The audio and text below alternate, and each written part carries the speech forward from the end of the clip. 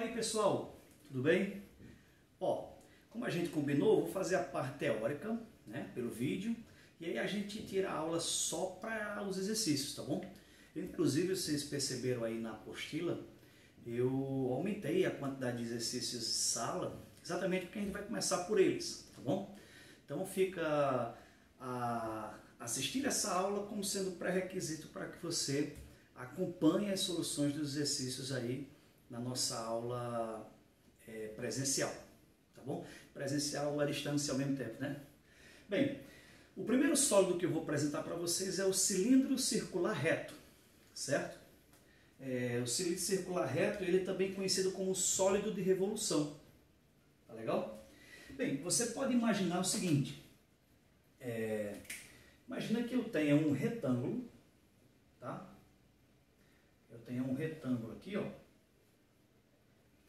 E esse retângulo, ele gire em torno de um dos seus lados. Por exemplo, em torno desse lado que eu vou colocar um eixo, tá? Aqui, ó. Imagina que eu coloque um dos lados desse retângulo em torno desse eixo, tá bom? E esse eixo a gente vai chamar de eixo de rotação, tá legal? Então, imagina aí esse retângulo sendo girado em torno desse eixo, aqui, ó, tá? Vamos colocar aqui, eixo de rotação. Por isso que ele é chamado de sólido de revolução, tá bom? Porque ele é obtido através da rotação de uma figura plana. Sim, quando eu falo retângulo, eu não quero falar só a borda, tá? Eu quero também me referir à região angular, à região retangular. Então, ó, toda essa região interna aqui também vai participar da rotação, tá? Então, todo mundo vai participar da rotação aqui. Todos esses pontos, quando você girar em torno desse eixo, imagina uma certa velocidade ao ponto de que você não enxergue mais uma figura plana em vários pontos, mas sim uma figura espacial formada por esse giro. Tá legal? Então, aqui nós teríamos esse retângulo passando exatamente por aqui, ó, por essa parte aqui do quadro, tá? E como a coisa acontece de forma circular, né? Essa aqui é uma foto que eu tirei do retângulo quando ele passou do lado de lá. Tá legal? Como a coisa acontece de forma circular, é um giro, né? Então esse movimento circular significa dizer que esse pontinho aqui, ó, esse pontinho, ele descreve um movimento circular, assim como todos os outros, certo? E aí, a essa figura, nós chamamos ao conjunto de todos os pontos do espaço que são limitados por essa região, por essa figura, a gente chama de cilindro circular reto. Tá bom? Bem, os seus elementos são o seguinte. A gente tem uma base circular, certo? E esse R que eu vou colocar aqui é o raio da base, tá? E eu tenho uma altura, que eu vou chamar de H. Esses são os únicos dois elementos que nós temos no cilindro. E é isso que as questões da prova do Enem e dos outros vestibulares utilizam do cilindro, tá? A sua altura, o raio da sua base, para descobrir tudo que você precisa dele.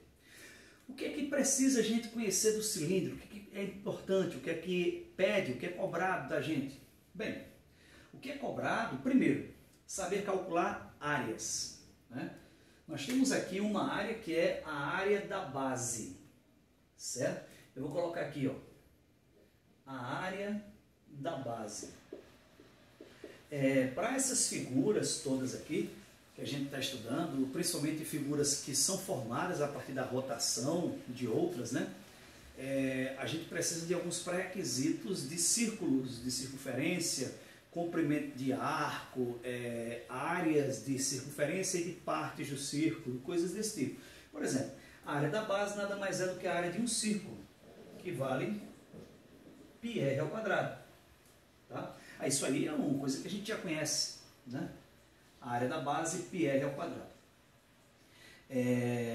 A área lateral, agora eu quero que você imagine apenas o retângulo e não a região retangular, apenas o retângulo.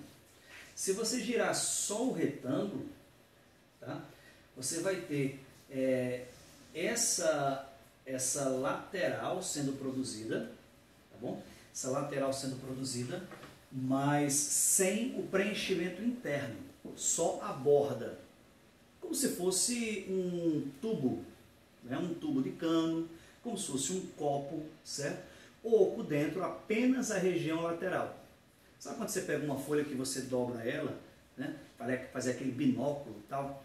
Então, esse é o que a gente chama de lateral de um cilindro. Imagine que esse rolo aqui eu consiga desenrolar, tá? Imagine que esse rolo consiga desenrolar. Tirar isso aqui para eu desenrolar isso aí. Isso aí. Olha só. Se eu puxar, imagina que eu estou desenrolando essa lateral, certo? Esticando. Quando eu for apresentar para vocês, eu vou ter uma animaçãozinha aí em que eu vou conseguir mostrar como se fosse o cilindro se abrindo, tá? Ele fica assim, ó. E a ideia é você notar que sempre a lateral de um cilindro, ao ser desenrolada, ela gera um retângulo, tá bom? Ela gera um retângulo. E tem algumas informações de geometria plana que a gente precisa relembrar, como, por exemplo, o comprimento de uma circunferência, tá? O contorno de uma circunferência. Enquanto a área de uma circunferência é πr ao quadrado, o comprimento vale 2πr. É como se esse 2 escorregasse aqui, ó, daqui para frente, ficasse 2πr. E esse comprimento vai ser colocado aqui, ó, 2πr. É como se essa base fosse exatamente esse contorno esticado, tá? E aí esse retângulo formado, né, que corresponde à lateral da figura, vai ser exatamente a nossa área lateral. Tá bom? E a área lateral de um cilindro vai ser a área desse retângulo, que é base vezes altura. Lembra? Base vezes altura. 2πrh. A gente diz que é 2 pirralho brincando nas alturas, né? 2πrh. Tá bom?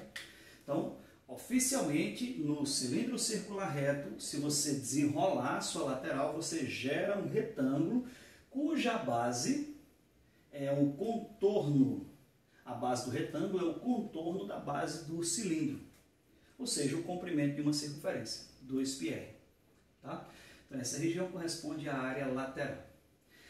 Cícero, se eu quiser a área total de um cilindro, depende. Se ele tiver as duas bases e a lateral, então vai ser 2 vezes a área de cada base mais a área lateral.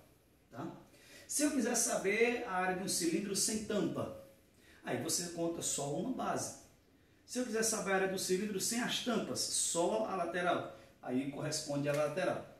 Mas se ele tiver completinho, a gente vai dizer que a área total é 2 vezes a área da base, colocar assim, mais a área lateral.